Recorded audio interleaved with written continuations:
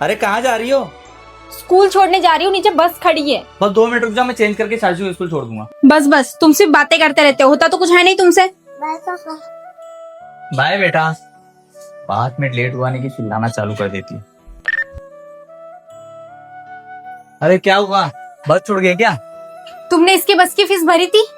अरे वो मैं तुम्हें बताना भूल गया कि इस महीने मेरी सैलरी नहीं आएगी।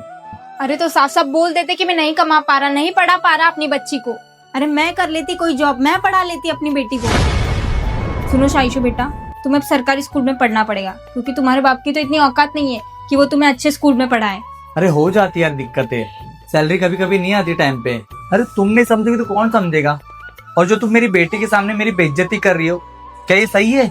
अरे रहने दो तुम, मुझे सब पता है, ये बस तुम्हारे ड्रामे हैं। पैसे होते हुए भी बच्ची की फीस नहीं भरी जा रही तुमसे। अरे छोड़ो यार तुम, चलो साइशु, इनसे बात ही नहीं करनी है हमें। अमीशा, अरे अमीशा मेरी बात तो सुनो।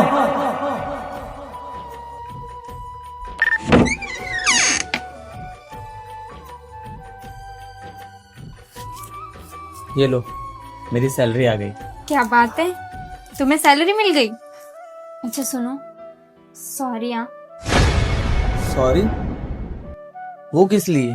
वो उस दिन मैंने साइशु के सामने तुम्हें बहुत सुना दिया। कोई बात नहीं, वैसे भी अभी मुझे आदत सी हो गई सुनने की, क्योंकि तुम्हें तो अब मेरी मजबूरी भी दिखाई नहीं देती है। मजबूरी? क्या कहा तुमने रोनी? मैं तुम्हारी मजबूरी नहीं समझती। बाजार में 60 रुपए किलो अच्छे टमाटर मिलते हैं, पर मैं 30 रुपए किलो टमाटर छाट के लाती हूँ। और ये सब मैं क्यों करती हूँ?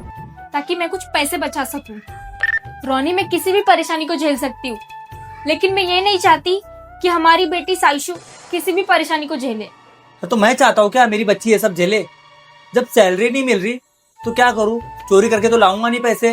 रोनी, मैंने तुम्हें चोरी करने के लिए नहीं बोला था, पर जब तुम्हें पता था कि इस महीने तुम्हारी सैलरी नहीं आने वाली है, तो तुम्हें पहले से ही पैसों का इंतजाम करके रखना चाहिए था ना। वही तो अमीशा, तुम मुझे कभी समझ नहीं पाओगी कि एक मर्द को क्या क्या झेलना पड़ता है। अरे तुम एक बच्ची के सामने उसके बाप को जलील कर रही थी, तो वो क्या सोचेगी कि एक बाप अपनी बच्ची को अच्छे से परवरिश तक नहीं कर सकता।